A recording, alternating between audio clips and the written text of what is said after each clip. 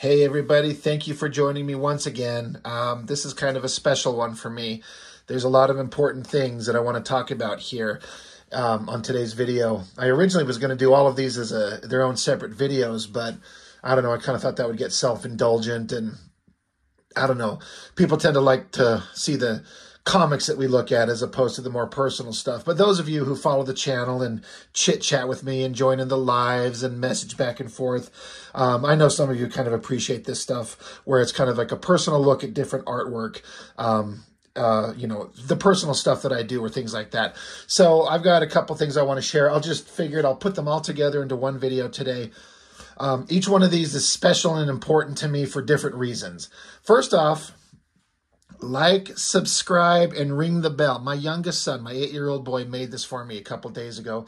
Well, actually, at this point, it's been a couple weeks ago. Honestly, I forgot. He made this for me quite a while ago, and he says, "Daddy, I want you to use this in your video so people know that they need to like and subscribe and ring the bell." That's a picture of a bell. And I just think that's the neatest thing because both my kids, they think that Daddy is awesome because all they do is watch YouTube videos all day, Minecraft videos and skibbity toilet bullshit and all this insane crap that I just don't understand. But they think Daddy's pretty awesome because he has a YouTube channel. And I try to tell them, believe me, Daddy is not awesome. Daddy just does stupid nerd stuff for fun. But my youngest boy made this for me, so I wanted to show it off because I think it's the cutest thing in the world. So there's that. That is the first thing. So like, subscribe, ring the bell. The next thing, some of you, if you're watching my channel, you saw a couple days ago, my son, we did a video.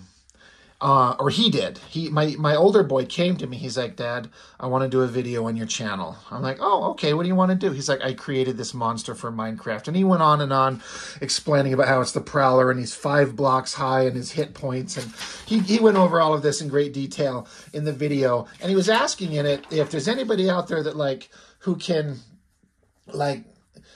make these creatures and put them into a computer and put him into the video game or something to that effect. It would mean a lot to him. And I tried to explain to my son, because the one who made my little subscribe thing here, my boy that made this, he's 8. My oldest boy who did this one, he's 10. And so he's, you know, he's pretty smart and he's understanding things. But I tried to explain to him, like, don't get your hopes up. Like, things like that, nothing like that's probably going to happen. He's like, okay, but you never know. I'm like, sure. But I had one of my followers, he knows who he is, goes by the name Someone Sane. He comments on my videos all the time. He joins the live streams. He hit me up and he said, "Hey, can I draw your son's creature?" I'm like, "Oh my God, please. Please do." So it wasn't but, I don't know, a couple days later, he drew this. So there's a kind of a comparison of the creature with, like my son was explaining, this is like a scar for an eye and all these teeth and these bones and these claws. And so Someone Sane, he drew this and sent it to me. I said, holy shit, my son is going to love this. And I got to tell you, Someone Sane, I'm sure you're watching. I showed this to my son. I picked him up from their mom's house and I had him for that afternoon. And we were kind of sitting in the car and just waiting for a minute. And I got out my phone and I showed this to him. And I haven't seen that much joy come across my boy's face in a long time. Now, don't get me wrong. He's a happy kid. But to like light up and be like, oh my God. He's like, "Daddy, did you draw this?" I'm like, "No, I didn't draw this. One of my friends from my YouTube channel, he drew this." And he's like, "Oh my gosh, Daddy, look at it. It's perfect. He got it so good." He's like, "The claws, the eyes, the mouth. Just look at it, Daddy." He's like, "What's his name?" And I tell him, he's like, "He has my utmost respect. He's so neat. I love it, Daddy." He was more excited to see this drawing than anything I gave him for Christmas. And I'm sitting here, I'm like, "Damn, son, your daddy draws too, you know." I drew one of his monsters once, and he was like, "Oh, that's neat." And then he went back to watching Minecraft videos. So, I want to make sure I show. Sorry, 1 minute here. I thought I had it pulled up, but I'm kind of stupid, so I didn't have it pulled up correctly. Here we go. on Instagram. Someone saying, Gayton, it's got a page full of awesome artwork. It's a great artist. Go follow him. Go check him out. But Gayton, I gotta tell you, I can't thank you enough. You brought legitimate joy and happiness to my son. And from the bottom of my heart, thank you. Like, I wish I would have had the ability to record his reaction. I had no idea he'd react that way. He thought it was so neat because, again, Daddy has a YouTube channel and he put out a video and someone else created a great drawing of his creature. So I went and printed it out, and I'm going to give this to him next time I see him when I get him from his mom. And he just was so thrilled. So the fact that you brought that kind of joy to my son, thank you. Like, it's precious, and it means the world to me. So I appreciate it. I can't thank you enough. So that was the first one. That is step one of awesomeness that I've got. Thank you, someone saying it's beautiful. I love it. And it means the world. So next thing, I bought a piece of original artwork from a professional artist. I have done a video on this right here. Peter Pan by Renae De Liz and her husband Ray Dillon. Now, I did a whole video on this, and this book, to me, is just one of the most beautifully designed books.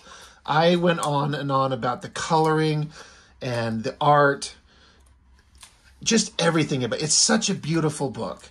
I love it. So Renae De Liz, I mean, her husband as well, they're both professional artists. They work for all kinds of big publishers. They've done all kinds of stuff.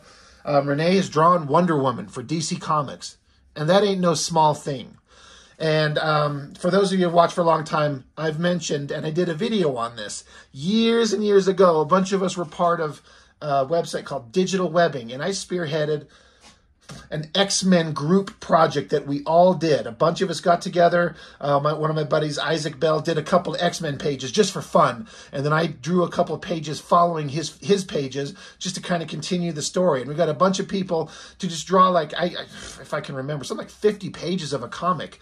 And Renae and Ray were both members of the site. And however it come up, I might have asked them or somebody else might have asked them if, like, maybe Renae, being like the professional artist, would draw a cover for us. And she drew a picture of the Dark Phoenix. And I've wanted this forever, and she finally put it up for sale.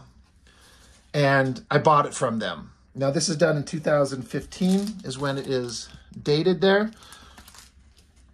And so this is so significant to me because this was a big fun project that we all worked on.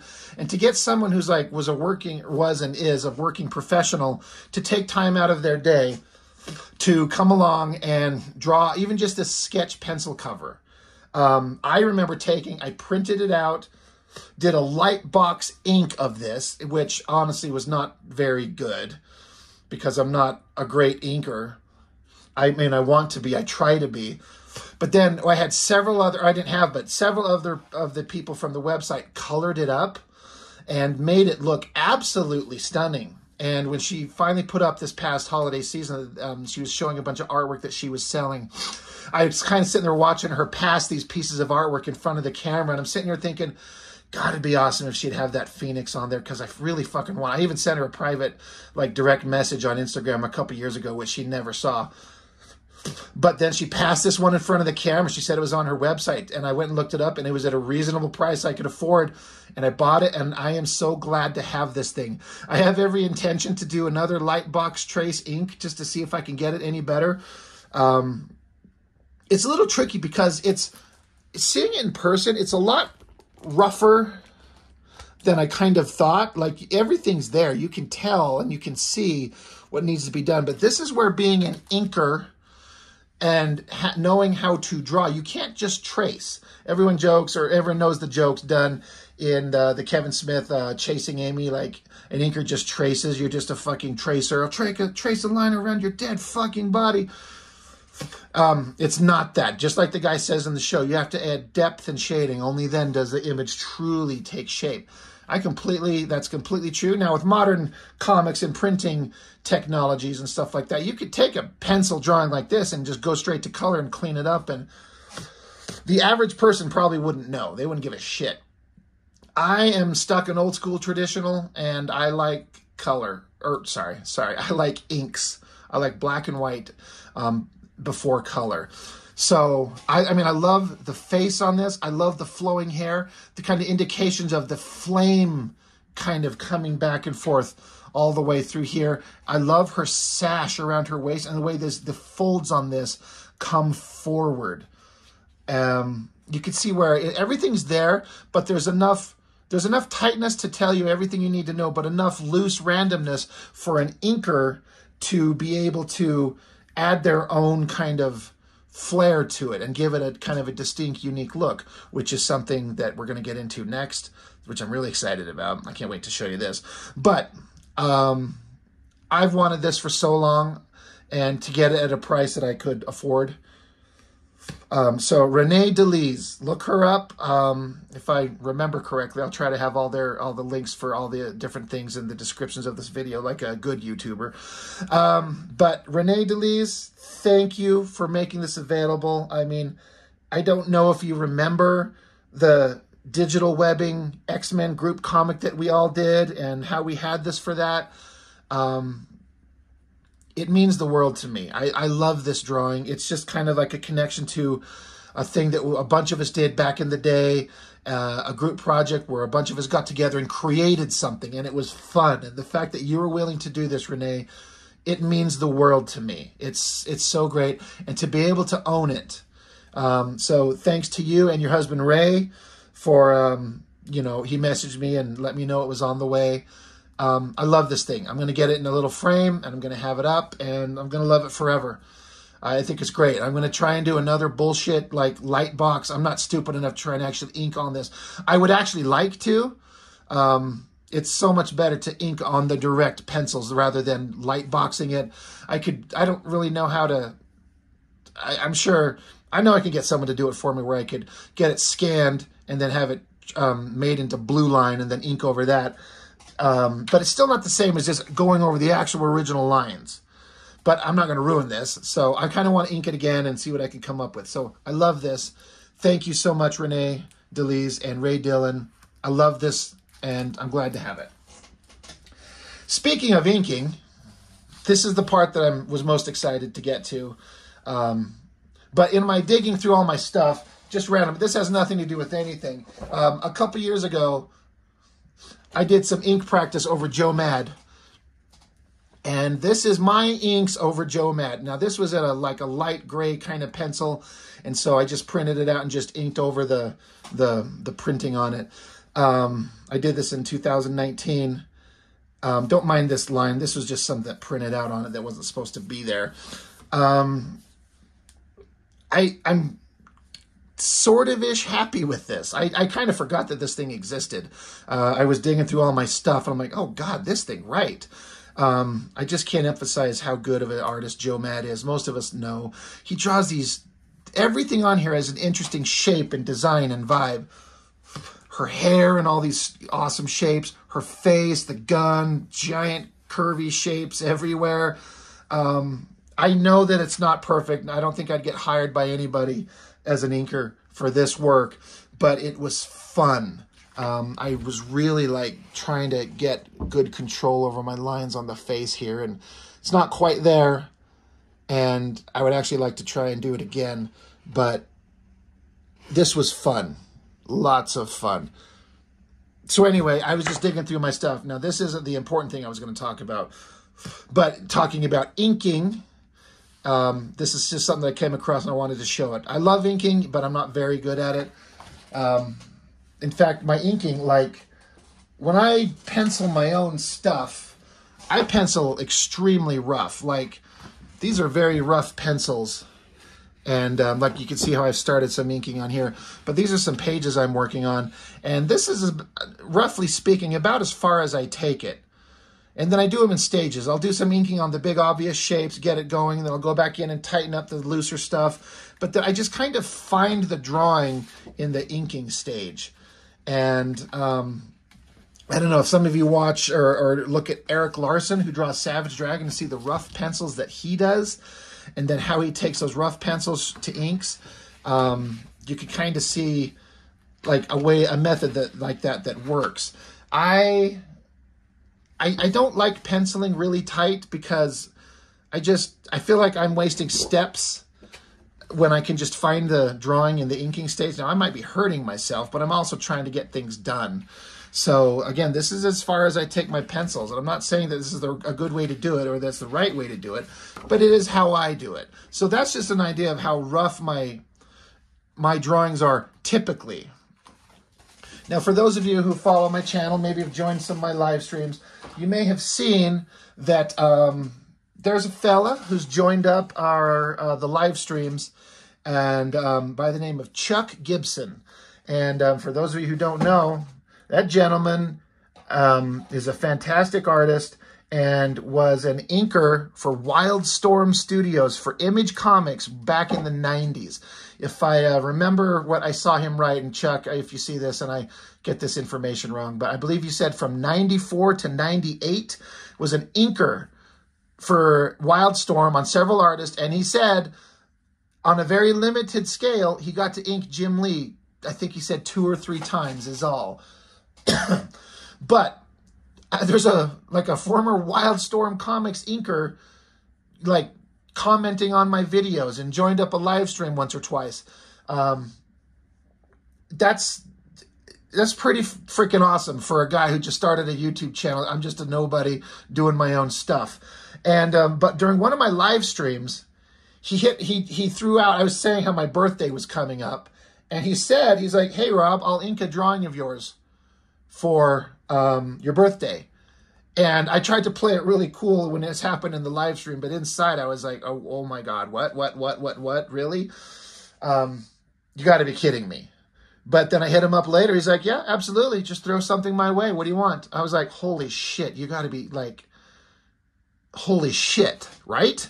So a couple funny things. I had an idea of something that I wanted to do. So I started drawing this. And it's kind of okay, but it wasn't going the way that I wanted it to, and it wasn't quite right in proportion. I wasn't digging it. So, I mean, I ended up, from the stuff I want to do nice, I'll do a light blue drawing like this, and then I did a light box trace in regular pencil, and then I just inked it on my own. I did this because I did this after, I actually just did this just a couple days ago, just because I had spent some time penciling it. I still don't think it's not what I wanted, and I just slacked off on the back. I didn't care. I just kind of wanted to pencil the figure. But this is the first thing that I came up with, was this thing that I was going to send to Chuck. I'm like, nah, it sucks. I can't send Chuck something that sucks. So I started blue line penciling something else, and I did this. And I'm like, okay, I was into this more. I was kind of having more fun with this. Now, I got to throw this out there. I got to admit, I hadn't paid attention to how big I screwed up her fist. Like, I remember I looked up some reference. I found a picture of this muscle girl on Instagram flexing, and I wanted to get the hand right. I didn't want to fake it like I do sometimes, but I was so tunnel vision on making the hand right, and then I moved on to everything else. And then I went so far as to do a regular, I did a light box pencil over this blue line and did a clean pencil version. Copied the giant mutant fist. We'll just pretend that doesn't exist. You can't help but notice it. But I did this. Now this, I'm showing this because when I show you the rough penciling that I do and how I go to ink straight from there, I want to show just how clean I tried to make this, but also loose enough that someone could throw their own vibe on it, like an inker does. You gotta, if you're just tracing exact lines, like line for line, form for form, for an inker, and especially a guy who's an artist, that could get boring. You could just take these pencils and just take them into Photoshop and adjust the values, make it darker, and just send it off to print. What's the difference? What's the point? I heard Greg Capullo, I read Greg Capullo say that on his social media one time, because I commented once, like, do you always keep your pencils kind of this rough? He's like, yeah, I want the inker to have some room, to have some flair. Otherwise, what's the point of having an inker? So I tried to make it clean and obvious and clear, and giant fist and all, but leave it open, for someone to do what they want to do. So I sent this to him and gave him a couple, like, all right, well, here's this. I hope this works for you. He's like, sure, great, I'll do it. And I said, I gave him little pointers. I said, like, she's Caucasian. She got long black hair. Her, neck and shoulders are bare skin, but the rest of her outfit is basically shiny metal. So I was like, I'm not precious with my lines. I'm not like, oh my God, you better stick to what I put down or I'm going to shit. I'm not like that. Of course, and what am I going to tell the professional inker? Like, you better not, I'm not that stupid. But for real, I'm like, I was curious, like, well, show me what you're, I wanted to see what he'd do. So there's just a quick side-by-side of my blue line pencils and then my finished pencil over it. And then over the course of a couple weeks, Chuck would send me progress pictures, but he sent me the final version just as of this recording. So this is Friday, the 29th. This is going to go up on the 30th. So, but I got the final drawing from him yesterday, or the day before yesterday. And I went and printed it out, so you can see what he did. And that right there is the inks of Chuck Gibson on top of my drawing. And I can't tell you how fucking amazing this is to me. I think it looks so damn good. I mentioned to him after I sent it to him, because I kind of got, like I said, I got tunnel visioned and I didn't notice it until I scanned it, emailed it, and then looked at it. I'm like, oh my God, I made her fist so huge. And I mentioned it to him, like, I'm sorry, I screwed up that fist. And he responded, he's like, I'm glad you saw that, because now I don't feel bad about fixing it. I'm like, no, please. And he's like, no, it's an easy fix for digital. He's just shrunk it down, or however he does it. And it looks perfect. But I think it looks so beautiful. I've shown this to 3 different girls that I know. Jessica on the channel, she's seen it. Courtney, who joins the channel, and my roommate. And what's funny is the first thing they all mentioned was like, oh my God, I love the hair. So I think that's funny that that's kind of what the girls kind of, cue in on. But let me put the original pencils side by side with it again. You can see where he took everything that I had was there. Here's one thing. Like, I didn't add much detail on the eyes, like eyelashes. I just didn't think of it because, again, I do it when I ink it. I didn't do it there at all. And he absolutely gave her, like, eyelashes and gave her that sexy feminine look. And I remember when I was looking at this on computer, I do this all the time with my artwork or anybody's. I zoom in way close on it. Now my camera's not going to do a great, it's not a good substitute, but he put like this shading and tones in her eyes that I could tell he obviously spent some time on. And again, this isn't going to show up very well because the camera can't focus. But, again, here's my hand, so you can see how tiny the eye is. So that level of detail may not show up, but the fact that it's there, I think, is just great. But he made the fist the right size. And then I love how he defined the muscular nature of her body. Like, I've got a friend who's done a little art modeling for me. She's a petite little 5'1" girl, but she's got some muscular arms, and she's referenced for me so I could do stuff like this. Not this drawing. So it's kind of got me interested in, like, drawing strong women with muscular anatomy. Not like crazy, super, super huge bodybuilder stuff, but strong muscular anatomy. And so I wanted to do that. And all his lines, these crisp, sharp, beautiful lines that just define that form. I love it. And then the thing that I think is just probably the most shockingly awesome, because I told him her outfit is metal, and he said something effective. He's like, well, he loves doing metal textures. And you can, like, you see these chunky little black shapes like I did here, which is kind of something that you see John Romita do when he does his metal textures like this. Now, I wouldn't, when I finish this, I wouldn't just do just these black shapes. I would do something a little bit with a little bit more of a flourish. But what he did here is exactly what I would want it to look like. I love all these shiny reflective metal shapes. I've actually never done this like little swirly kind of highlight thing. This is kind of the first time I threw it in there. I don't know what I saw to make me think of that, but he took and kind of amped it up to a better degree. I like these thigh pad parts with these big pencil strokes. I love that he added great inking lines and then the little bubble highlights and the little star flash on it. I can't get over how awesome it looks. A good inker, a good inker can't fix bad pencils, but good pencils can be ruined by a bad inker. So I'm not saying I'm a good or bad penciler. I tried, but this is an instance where if I did anything okay over here, he amped it up and ramped it up and just took it to the next level, and it stands out. It jumps. It shines, literally, with all the metal texture. This is where having an inker who knows what they're doing, an artist who's done work consistently and worked over some of the best artists in the industry and done stuff by hand as he's done. He's done analog stuff, but he works digitally now. And just the collaboration of a penciler and inker. Look at Mark Silvestri's old work on Wolverine, where he is being inked by Dan Green. There's such an interesting vibe that came from those two together that I think looks amazing. And to get to see my pencils inked by him and what he added to it. Like, I don't feel like he deviated from it. I don't think like he took it over. I feel like he added his finish that makes it just pop. Like, if I could do a comic that had this kind of vibe all over it, holy shit, that would be thrilling. And I can't explain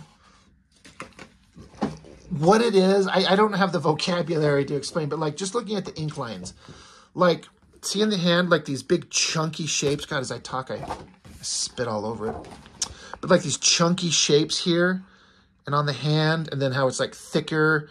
Got these thick chunky shapes, how this line comes off and kind of tees off into a little kind of triangular shape. Thick line here, thin, thick line, and then these great feathering lines all through here. I can't explain, like, I don't think there's a way to explain how and why you do this. It's just kind of an intuitive thing.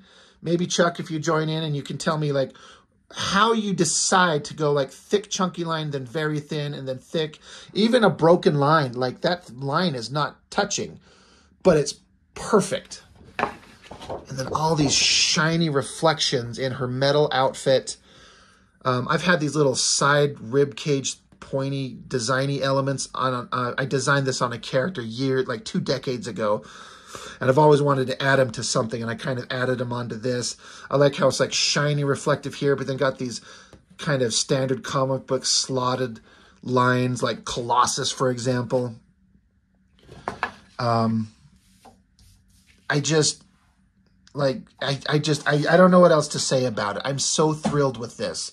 This is one of the greatest things. Like, let me just get that out of the way, and we're just going to look at this. I mean, coming up in March, I'll reach having done my YouTube channel here for 1 year. And if you would have told me, 9 or 10 months from now, you're going to have 1,500 subscribers and you're going to get an occasional like comment from a professional here or there. I had Dan Panosian say something. There's another artist, Jimmy Reyes, who's chimed in once or twice. But Chuck Gibson, an inker for WILDSTORM Comics. I mean, I don't mean to oversell it, Chuck. I mean, I don't know. You kind of seem like a humble guy. Like you're not out here trying to be bragging about anything. But you drew for Image Comics. You inked for Image Comics. You inked for WILDSTORM Studios. I'm sure you can understand, as like a guy like me who's a fan that collected these books and read them, to have somebody like you who come along and has done that work and offered to do this for me and produced the coolest thing. I've had a couple of amateur digital inkers work over my pencils before, and it's never looked good. Not once. And I am just beyond ecstatic. I hope you understand that you know, how much of a thrill this is for a guy like me, to have someone like you, Chuck Gibson, be willing to do this and put in your time and effort during the holidays even. And Chuck was saying that in our kind of emails back and forth, how it gave him the opportunity to practice a few different things, a few different techniques, different ways of doing the hair, different ways of doing the fade on the cape. He's got a time-lapse video on his channel. I'm not sure if it's made public or if it's private, but it's like an 8-minute video of him just inking this entire thing.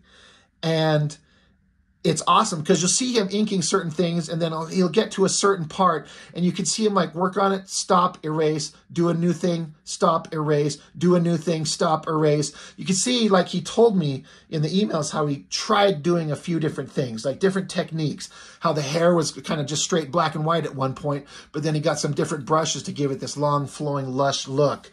And so he was telling me, like, it was an opportunity for him to kind of practice his skills and do some different things. And so it was beneficial to him. It warms my heart. It's the greatest Christmas gift. Like, I'm a single guy, you know. I'm separated from my kid's mom.